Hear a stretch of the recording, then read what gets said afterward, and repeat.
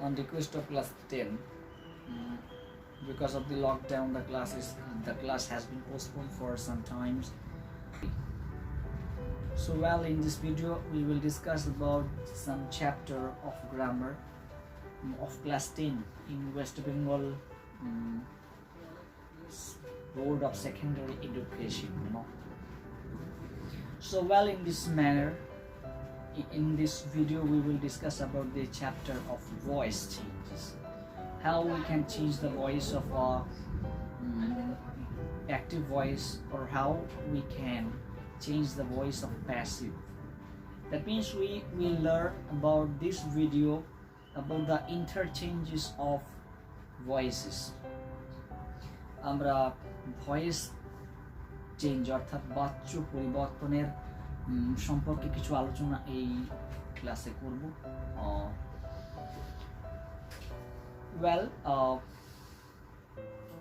Voice change, that means voice শব্দের অর্থ হলো বাচ্য। ভয়েস শব্দের অর্থ হলো বাচ্য, চেঞ্জ শব্দের অর্থ হলো পরিবর্তন। ভয়েস চেঞ্জ অর্থাৎ বাচ্য পরিবর্তন। When sometimes we need when we need to learn something properly but we don't get it properly because of this system of the teaching, maximum জায়গায় আমরা যে প্রসেসে পড়ানো হয় সেই সিস্টেমটা যেভাবে আমাদের জানার দরকার সেটা আমরা জানি না। It's the problem. It's the infrastructure of our Indian education system. This is the problem right now. But I will discuss about this problem in this video for the student of class 10. আমরা যেটাই শিখবো সেটা একদম প্রথম থেকে শিখবো, আর একদম গোড়া থেকেই শিখবো, অন্যরকম। সবার আগে মূল বিষয়গুলি, ভয়েস চেঞ্জ করতে হলে যে বিষয়গুলি জানার দরকার সেগুলি আমরা আলোচনা করব। প্রথমে ভয়েস চেঞ্জ করতে গেলে সবার আগে আমাদের জানতে হবে ভয়েস কি, ভয়েস শব্দের অর্থ কি, ভয়েস চেঞ্জ কি করে করতে হয়, অর্থাৎ ভয়েস চেঞ্জের নিয়ম কি, সেগুলো আমাদের জানতে হবে। আমরা এই ভিডিওতে আস্তে আস্তে ধীরে ধীরে যতটুকু সম্ভব একটা ভিডিওতে আমরা জানবো।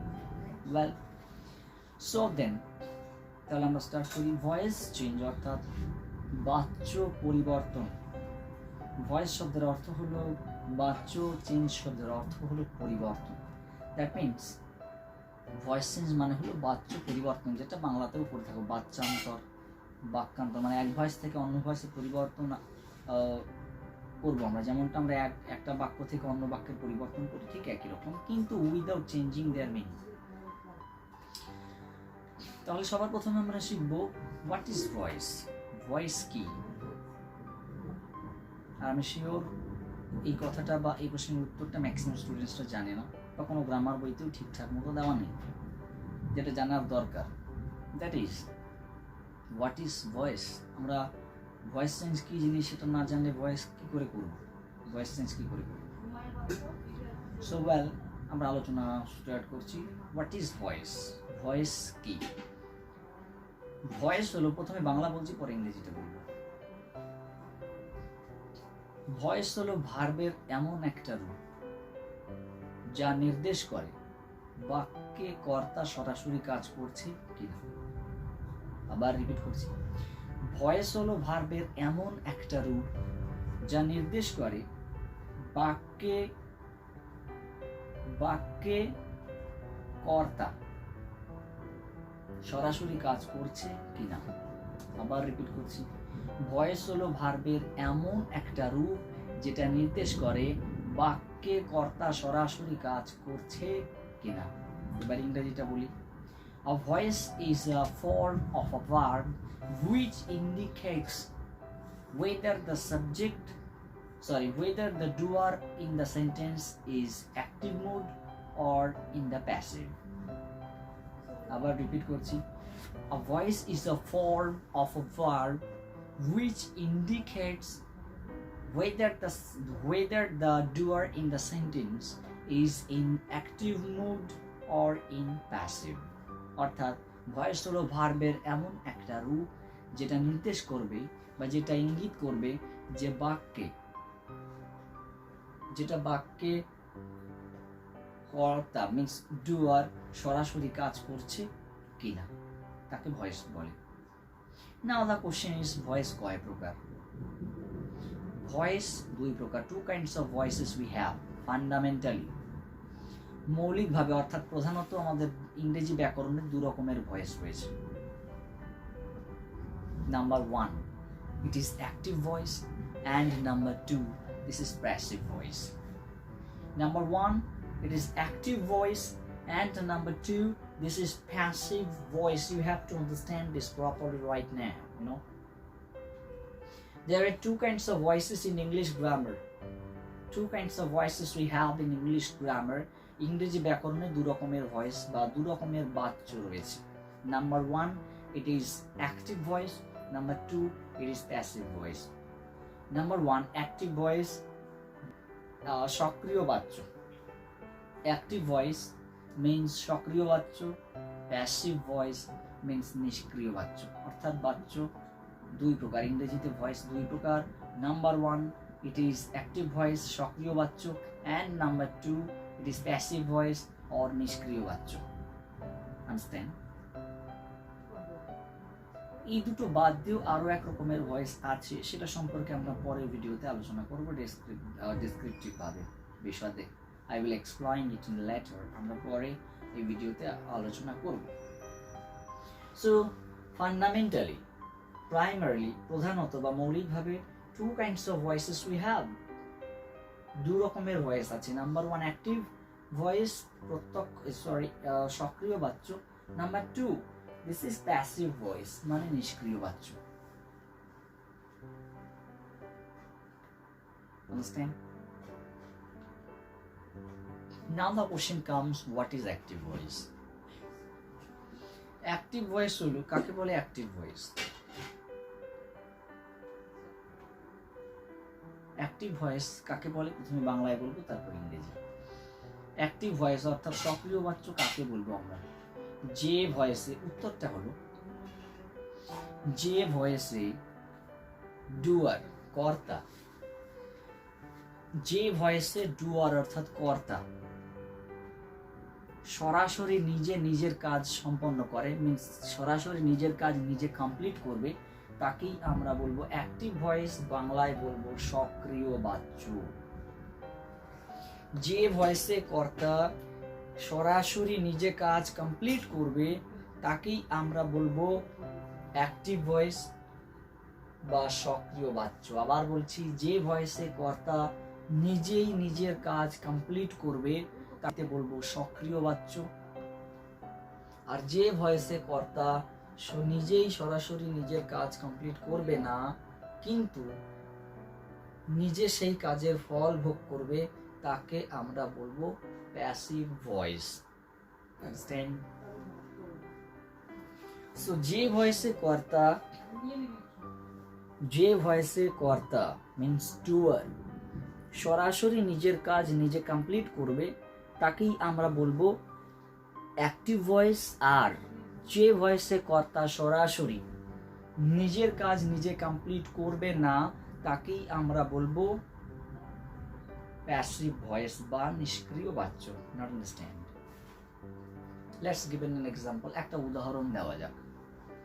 কি বললাম? যে ভয়েসে কর্তা নিজেই নিজের কাজ কমপ্লিট করবে তাকেই আমরা বলবো অ্যাক্টিভ ভয়েস। আর যে ভয়েসে কর্তা নিজের কাজ নিজে কমপ্লিট করবে না, কিন্তু নিজে সেই কাজের ফল ভোগ করবে, তাকে আমরা বলবো প্যাসিভ ভয়েস বা নিষ্ক্রিয় বাচ্য। একটা উদাহরণ সমেত বোঝানোর চেষ্টা করা যাক। ধরুন আমার একটা কলম লাগবে, আমি বাড়ি থেকে বাবার কাছ থেকে টাকা চেয়ে নিলাম কলমটা কিনবো বলে। তাহলে বাবার কাছ থেকে টাকা চাইলাম, আমি নিজে পরিশ্রম করে দোকানে গেলাম, সাইকেল চালিয়ে, কষ্ট হলেও লাইনে দাঁড়ালাম, দোকানে গিয়ে দোকানদারকে টাকা দিলাম। দোকানদার টাকা নেওয়ার পরিবর্তে আমাকে কলমটা দিল। আবার কষ্ট করে সাইকেল চালিয়ে বাড়িতে এলাম, বাড়ি এসে কলমটা নিয়ে লেখা শুরু করলাম। এখানে কলমটা কার দরকার ছিল? আমার। টাকাটা নিয়ে কে বাজারে গেল? আমি গেলাম। কলম কিনতে কে গেল? আমি গেলাম। লাইনে কে দাঁড়ালো দোকানের সামনে? আমি দাঁড়ালাম। সাইকেল চালিয়ে কষ্ট করে কে গেল? আমি গেলাম। সব কিছু নিজে করেছি, কারণ কাজটা নিজের ছিল। আমি সরাসরি নিজের কাজ নিজে কমপ্লিট করেছি, এটা একটা অ্যাক্টিভ ভয়েসের এক্সাম্পল। তাহলে প্যাসিভ ভয়েস কি উদাহরণ সমেত বোঝা যাক। একই উদাহরণ দিয়ে দেবো। কলমটা আমার লাগবে, আমি বাবাকে বললাম একটা কলম কিনতে হবে। বাবা টাকাটা নিয়ে বাজারে গেল সাইকেল চালিয়ে কষ্ট করে, সেখানে দোকানের প্রচুর ভিড়, লাইন দিল, তারপরে টাকা দিয়ে সেখান থেকে একটা কলম কিনলো, আবার কষ্ট করে বাড়িতে সাইকেল চালিয়ে এলো, কষ্ট করে সাইকেল চালিয়ে বাড়িতে এসে কলমটা আমাকে দিয়ে দিল। ওকে, পেনটা দরকার কার ছিল? আমার। পেন আনতে কে গেল? বাবা। আমি কি গেছি? না। সাইকেল চালিয়ে কে গেল? বাবা। কষ্টটা কার হলো? বাবার। আমার কোনো কষ্ট হয়েছে? না। কিন্তু দরকারটা কার ছিল? আমার।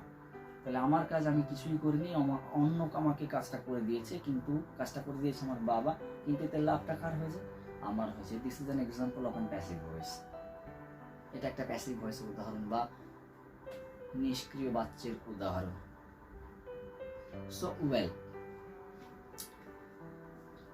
তাহলে অ্যাক্টিভ ভয়েস আর প্যাসিভ ভয়েস কাকে বলে বোঝানো গেল? যদি কোনো প্রশ্ন থাকে বলে দিতে হবে কমেন্ট করে, আমি আনসার দেওয়ার চেষ্টা করবো পরবর্তী ভিডিওতে। সো ওয়েল, তাহলে অ্যাক্টিভ ভয়েস কাকে বলে? যে ভয়েসে কর্তা সরাসরি কাজ কমপ্লিট করে তাকে বলবো অ্যাক্টিভ ভয়েস। যে ভয়েসে কর্তা সরাসরি নিজে কাজ কমপ্লিট করে না, কিন্তু সেই কাজের ফল কর্তা নিজে ভোগ করে, তাকে আমরা বলবো প্যাসিভ ভয়েস। আচ্ছা, গেল অ্যাক্টিভ ভয়েস আর প্যাসিভ ভয়েস আমরা জানলাম। এই দুটো ভয়েস বাদ দিয়েও আরেকটা ভয়েস রয়েছে ইংরেজি ব্যাকরণে, that is called quasi passive voice. আরেকটা ভয়েসের নাম হলো quasi passive voice. What is the meaning of quasi passive voice? Quasi শব্দের অর্থ হচ্ছে হাফ, প্যাসিভ শব্দের অর্থ হলো নিষ্ক্রিয়। তাহলে কোয়াসি প্যাসিভ শব্দের অর্থ হচ্ছে অর্ধেক নিষ্ক্রিয় বাচ্য। নাও দেয়ার ইজ আ কোয়েশ্চেন। একটা প্রশ্ন রয়েছে, প্রশ্নটা কি? হাফ নিষ্ক্রিয় তার মানে কি? হাফ নিষ্ক্রিয় মানে হচ্ছে তার উল্টো সাইডে। হাফ নিষ্ক্রিয় মানে কি? ধরুন আমার মাথায় এই যে ভর্তি চুল রয়েছে, এবার আমি অর্ধেক সাইড টাক করে দিলাম, অর্ধেক পাশে চুল রইল। তাহলে এখন যদি বলা হয় যে এই পাশে আমার মাথায় হাফ চুল রয়েছে, তার মানে উল্টো সাইডে মিনিংটা কি থাকছে? তার মানে আমার মাথা অর্ধেক টাক রয়েছে আর অর্ধেক চুল রয়েছে। ঠিক একই রকম ভাবে কোয়াসি প্যাসিভ শব্দের অর্থ অর্থাৎ হাফ, অর্থাৎ অর্ধেক নিষ্ক্রিয় বাচ্য, তার অর্থ হলো অর্ধেক সক্রিয় আর অর্ধেক নিষ্ক্রিয় বাচ্য। এবার সেটা নেম দিতে গেলে, মানে নামকরণ করতে গেলে তো অনেক বড় হয়ে যাবে, সে কারণে এক কথায় তাকে কোয়াসি প্যাসিভ বলা হয়। শুনতেও ভালো লাগে, কোয়াসি প্যাসিভ ভয়েস। তাহলে 3 রকমের ভয়েস হয়, আমরা ভয়েস সম্পর্কে জানলাম। তাহলে প্রথমে জানলাম ভয়েস কাকে বলে। তাহলে what is the definition of voice? ভয়েসের সংজ্ঞাটা কি আরেকবার আমরা রিপিট করব। A voice is a form of a verb. A voice is a form of a verb. Voice হলো এমন ভার্বের এমন একটা রূপ দ্যাট ইন্ডিকেটস, যেটা নির্দেশ করে whether the doer in the sentence is active mood or in passive, যে নির্দেশ করে বাক্যে কর্তা মানে ডুয়ার সরাসরি কাজ করছে কি করছে না। এটা আমাদের বলে দেবে কে? যে বলে দেবে ভার্ব। সেই ভার্বটার এই ফর্মটাকে বলা হচ্ছে অ্যাক্টিভ ভয়েস অর প্যাসিভ। এই ভার্বটাকেই বলা হচ্ছে, এই ভার্বের ফর্মটাকেই বলা হচ্ছে ভয়েস। আন্ডারস্ট্যান্ড? তাহলে কাকে বলা হয় প্যাসিভ ভয়েস সেটা আমরা শুনেছি, আমরা আলোচনা করেছি। যে ভয়েসে কর্তা সরাসরি কাজ নিজে কমপ্লিট করে তাকে আমরা বলবো অ্যাক্টিভ ভয়েস বা সক্রিয় বাচ্য। যে ভয়েসে কর্তা নিজের কাজ নিজে কমপ্লিট করে না, কিন্তু নিজে সেই কাজের ফল ভোগ করে, তাকে আমরা বলবো প্যাসিভ ভয়েস বা নিষ্ক্রিয় বাচ্য। Sorry, understand? Let's come to the next point. তাহলে পরের পয়েন্ট আসা যাক। ভয়েস চেঞ্জ করার ক্ষেত্রে কিছু নিয়ম কানুন রয়েছে। যখন আমরা অ্যাক্টিভ ভয়েস থেকে প্যাসিভ ভয়েসে কোনো ভয়েসকে পরিবর্তন করব উইদাউট চেঞ্জিং দেয়ার মিনিং, সেখানে কিছু little bit rules and regulations we have, আমাদের কিছু নির্দিষ্ট নিয়ম কানুন রয়েছে। And what are they? I will discuss it in this video. আমরা এই ভিডিওতে সেগুলো আলোচনা করার চেষ্টা করি। ভয়েস চেঞ্জের প্রথম নিয়মে বলা হয়েছে যেটা সবচেয়ে, যে ভয়েসটা চেঞ্জ করতে হবে সেই সেন্টেন্সটাকে ভালো মতো পড়তে হবে। You have to read the sentence properly, that you have to change into other voice. যেটা ভয়েস চেঞ্জ করতে বলা থাকবে যে বাক্যটা, সেই বাক্যটাকে ভালো মতো পড়তে হবে। প্রথমে পড়ে বুঝতে হবে যে সেন্টেন্সটা কোন ভয়েসে আছে, অ্যাক্টিভ ভয়েসে আছে নাকি প্যাসিভ ভয়েসে দেওয়া আছে। কি করে আমরা বুঝবো? আমরা সংজ্ঞা থেকে বুঝবো আমরা কাকে বলে অ্যাক্টিভ ভয়েস, কাকে বলে প্যাসিভ ভয়েস, সেটা জানি। যে কর্তা যদি নিজে কাজ করে, মানে ডুয়ার যদি ওই সেন্টেন্সে নিজে কাজ করে, তাহলে সেন্টেন্সটা অ্যাক্টিভ ভয়েসে রয়েছে। আর যদি ডুয়ার ওই ভয়েসে নিজে কাজ না করে কিন্তু লাভটা ডুয়ারের হচ্ছে সেন্টেন্সে, তাহলে সেটা প্যাসিভ ভয়েসে রয়েছে। তাহলে আমরা পড়ে বুঝে গেলাম যে নিশ্চয়ই বুঝে গেলাম যে সেন্টেন্সটা কোন ভয়েসে রয়েছে। এইবার বুঝতে পারার পর যেটা আমাকে করতে হবে, যদি দেখতে হবে আমাকে কোন ভয়েসে করতে দেওয়া রয়েছে। যদি দেখি আমি অ্যাক্টিভ ভয়েসে রয়েছে, তাহলে প্যাসিভ ভয়েসে পরিবর্তন করতে হবে। আর যদি দেখি যে প্যাসিভ ভয়েসে দেওয়া রয়েছে, তাহলে প্যাসিভ থেকে আমাকে ওটাকেই অ্যাক্টিভ ভয়েসে পরিবর্তন করতে হবে। আন্ডারস্ট্যান্ড? ওয়েল, সাপোজ একটা সেন্টেন্স দেওয়া রয়েছে, আই প্লে ফুটবল, আমি ফুটবল খেলি। আই প্লে ফুটবল, আমি ফুটবল খেলি। এই সেন্টেন্সটাকে বলা রয়েছে চেঞ্জ দ্য ভয়েস। এই সেন্টেন্সটা ভয়েস চেঞ্জ করতে বলা হয়েছে। তাহলে আমরা কি করে করব? সবার প্রথমে এটাকে আমরা ভালো করে পড়ব, রিড করব, ভালো করে পড়ব, পড়ে বুঝবো যে আই প্লে ফুটবল। এবার কি সেন্টেন্সটা পড়ে আমরা বুঝতে পারছি যে এটা কোন ভয়েসে রয়েছে, অ্যাক্টিভ ভয়েস না প্যাসিভ ভয়েসে? বুঝতে পারছি? যারা বুঝতে পারছে তো ভালো, যারা বুঝতে পারছে না, ট্রিক্স শিখিয়ে দিচ্ছে, একটা কৌশল রয়েছে, একটা কায়দা আছে, সেটা বলবো এখন। সেন্টেন্সটা পড়ার পরেও যদি বুঝতে না পারি যে সেন্টেন্সটা অ্যাক্টিভে রয়েছে না প্যাসিভে, সবার প্রথম সেন্টেন্সে যে ভার্বটা রয়েছে, অর্থাৎ যে ক্রিয়াপদটা রয়েছে, সেই ক্রিয়াপদটাকে আমরা আন্ডারলাইন করব। ক্রিয়াপদ অর্থাৎ ভার্বটাকে আন্ডারলাইন করার পরে আমরা সেই ভার্বকে হু, WHO, হু, এই হু দিয়ে অর্থাৎ কে, এই কে দিয়ে ওই ভার্ব অর্থাৎ ওই বাক্যের ক্রিয়াপদটাকে, অর্থাৎ এখানে আই প্লে ফুটবল রয়েছে, প্লেটা ভার্ব, তাহলে এই প্লে ভার্বটাকে অর্থাৎ খেলা করা ভার্ব অর্থাৎ ক্রিয়াপদটিকে আমরা হু অর্থাৎ কে দিয়ে প্রশ্ন করব। প্লে মানে খেলা করা ভার্ব, তাহলে কে খেলা করে, কে দিয়ে প্রশ্ন করার পরে যে আনসারটা পাবো, সেই আনসারটাই হবে ওই সেন্টেন্সের সাবজেক্ট। আবার বলছি, ভার্বকে কে দিয়ে প্রশ্ন করার পরে, ভার্বকে কে দিয়ে প্রশ্ন করার পরে যে আনসারটা আমাদের আসবে, সেই আনসার অর্থাৎ সেই উত্তরটাই হবে ওই বাক্যের সাবজেক্ট। আন্ডারস্ট্যান্ড? সাবজেক্ট পেয়ে গেলাম, ভার্ব আমরা আগেই পেয়েছি। তাহলে সাবজেক্ট পেয়ে যাওয়ার পরে ভার্ব আমরা পেয়ে গেছি, আর একটা জিনিস লাগবে, সেটা হচ্ছে অবজেক্ট। তাহলে অবজেক্ট কি করে পাবো? ওই সেম ভার্ব, ওই একই ভার্ব অর্থাৎ প্লে, এই প্লে ভার্বটাকে আমরা এইবার প্রশ্ন করব কি দিয়ে। আগের বার প্রশ্ন করেছিলাম কে দিয়ে, যেটা উত্তর পেয়েছি সেটা ওই বাক্যের সাবজেক্ট। এইবার প্রশ্ন করব কি দিয়ে, কি খেলে, উত্তর কি পাচ্ছি? ফুটবল, আমি ফুটবল খেলি, আই প্লে ফুটবল। তাহলে প্লেকে কি দিয়ে প্রশ্ন করব, কি খেলে, আনসার কি পাচ্ছি? দেখুন, ফুটবল পাচ্ছি। আনসারটা কি পাচ্ছি? ফুটবল। তাহলে ফুটবলটা এই সেন্টেন্সে অর্থাৎ এই বাক্যের অবজেক্ট। আন্ডারস্ট্যান্ড? তাহলে সাবজেক্ট পেয়ে গেছি আমরা আই, ভার্ব পেয়ে গেছি সবার আগে। ভার্বকে পেয়ে গেলে সাবজেক্ট আর অবজেক্ট এমনিই পাওয়া যাবে। কোশ্চেন করবে হু দিয়ে প্রশ্ন করলে সাবজেক্ট পাবো, আর হু দিয়ে প্রশ্ন করলে সাবজেক্ট পাবো, হোয়াট দিয়ে প্রশ্ন করলে আমরা অবজেক্ট পাবো। তাহলে সাবজেক্ট, ভার্ব, অবজেক্ট, এই তিনটে জিনিস দরকার। ভয়েস চেঞ্জ করতে গেলে তিনটে জিনিস দরকার। কি কি? Number 1 subject, number 2 verb, and number 3 it is object. তাহলে সাবজেক্ট,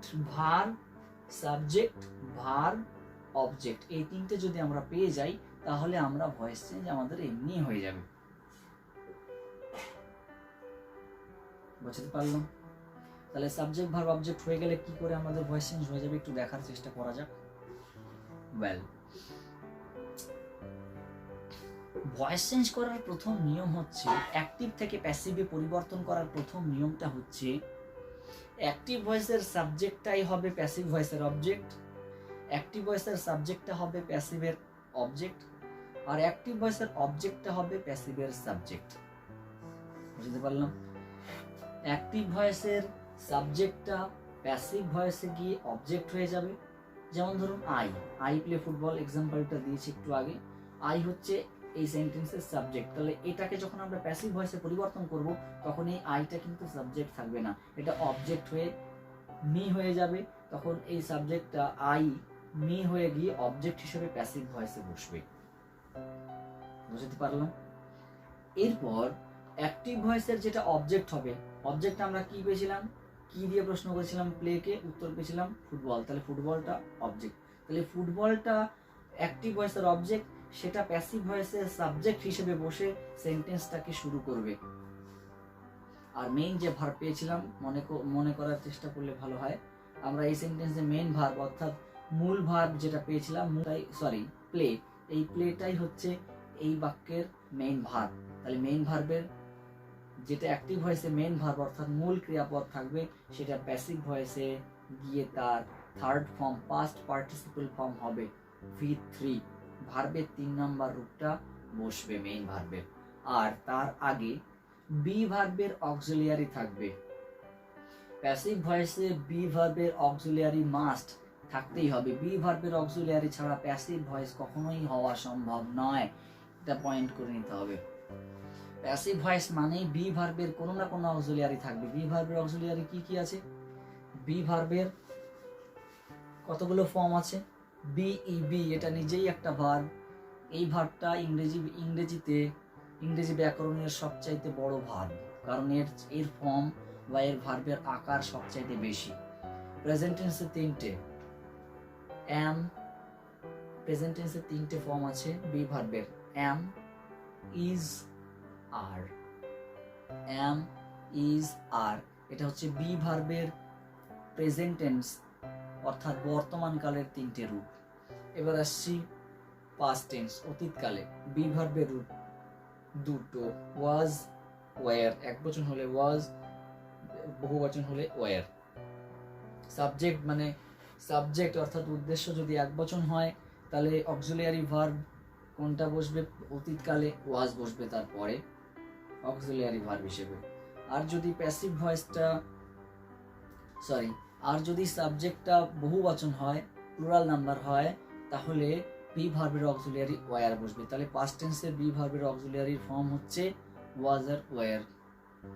আচ্ছা, V3 তে বি ভার্বের ফর্ম হচ্ছে, বি ভার্বের অক্সিলিয়ারি ফর্ম হচ্ছে BEEN, বিন। এটা হচ্ছে বি ভার্বের V3 অর্থাৎ ভার্বের third form past participle form বিন। কন্টিনিউয়াস টেন্সের বি ভার্বের অক্সিলিয়ারির ফর্ম হচ্ছে BEING, বিং, BEING, বিং। বুঝতে পারলাম? তাহলে আর বি নিজেই একটা ভার্ব। তাহলে টোটাল কতগুলো? Am, is, are, was, were, being, been, be নিজে। টোটাল 8টা ফর্ম আছে বি ভার্বের। এটা ইংরেজিতে সবচেয়ে দীর্ঘ এবং সবচেয়ে বড় ভার্ব, সবচেয়ে বেশি ফর্ম আছে। দেখতে সবচেয়ে ছোট কিন্তু আকারে contains many more things than the other verbs, and we have to understand it. So well, তাহলে আমরা অ্যাক্টিভ থেকে প্যাসিভে পরিবর্তন করার নিয়মগুলো কি জানলাম। অ্যাক্টিভ ভয়েসের সাবজেক্টটা প্যাসিভে পরিবর্তন করার সময় সেটা অ্যাক্টিভ ভয়েসের সাবজেক্টটা অবজেক্ট হিসেবে বসবে প্যাসিভ ভয়েসে, অ্যাক্টিভ ভয়েসের অবজেক্টটা প্যাসিভ ভয়েসের সাবজেক্ট হিসেবে বসবে, এবং সাবজেক্ট হিসেবে যেটা বসলো, যখন এখানে বসবে ফুটবল, এই ফুটবলের পরে একটাই বোঝাচ্ছে I play football, simple present tense, সাধারণ বর্তমান কাল, তাই প্লে ভার্বের V3 বসবে, তার আগে বি ভার্বের অক্সিলিয়ারি বসবে সিম্পল প্রেজেন্ট টেন্স। সেটা হচ্ছে কি? অ্যাম, ইজ, আর। অ্যাম, ইজ, আর, 3টের মধ্যে থেকে যে কোনো একটা বসবে। ফুটবল সাবজেক্ট হিসেবে বসছে কারণ ফুটবলটা অ্যাক্টিভ ভয়েসে অবজেক্ট ছিল। তাহলে এই ফুটবলটা অ্যাক্টিভ ভয়েসে অবজেক্ট ছিল, তাই প্যাসিভে সাবজেক্ট হিসেবে বসবে। কিন্তু এই ফুটবলটা, এবার প্রশ্ন হচ্ছে ফুটবলটা কি একটা নাকি একবচন না বহুবচন? এখানে ফুটবল রয়েছে, নিশ্চয়ই একবচন, ফুটবলস নেই। তাই যেহেতু ফুটবল রয়েছে তাহলে বি ভার্বের অক্সিলারি এখানে ইজ বসবে। কি বসবে? ইজ। এখানে ফুটবলের জায়গায় যদি সাবজেক্ট আই থাকতো তাহলে অক্সিলারি বসতো অ্যাম। তাহলে ফুটবলের পরে ইজ, তারপরে মেন ভার্ব ছিল প্লে, তার 3 নম্বর রূপ কি বসবে? Play, played, played. তাহলে ভি3 কি দাঁড়ালো? প্লেড। তাহলে ফুটবল ইজ প্লেড, এই পরে আসবে ভি3 পরে আসে একটা বাই, কখনো কখনো টু আসে। তাহলে বোঝাতে পারলাম? তাহলে football is played by me, কারণ আই ছিল, আইটা সাবজেক্ট ছিল অ্যাক্টিভ ভয়েসে, সেটা অবজেক্ট হয়ে মি হয়ে যাবে। তাহলে কি কি কিছু কিছু কিছু কিছু প্রোনাউন আছে, তার ফর্ম তারা সাবজেক্ট হিসেবে যদি অ্যাক্টিভে থাকে, অবজেক্ট হয়ে গেলে যেটা হয়, মানে তার ইন্টারচেঞ্জ যেভাবে আসে সেটা হচ্ছে আই থাকলে প্যাসিভে আই থাকলে সেটা মি হয়ে যাবে, আই থাকলে মি হয়ে যাবে, অর্থাৎ আই থাকলে বাই মি, উই থাকলে বাই আস, ইউ থাকলে বাই ইউ, শি থাকলে বাই হার, হি থাকলে বাই হিম, দে থাকলে বাই দেম, রাম থাকলে বাই রাম, শ্যাম থাকলে বাই শ্যাম, যদু থাকলে by Jadu, etc etc. Well, এইভাবে টেন্স অনুযায়ী ভয়েস চেঞ্জের পরিবর্তন হবে। বুঝতে পারলাম? আজকের ভিডিওতে এই পর্যন্ত। পরবর্তী ভিডিওতে আমরা বাকি যে প্রগ্রেসটা হবে, প্রসেস বাই প্রসেস আমরা স্টেপ বাই স্টেপ এগোবো। Well, no more today. শুভ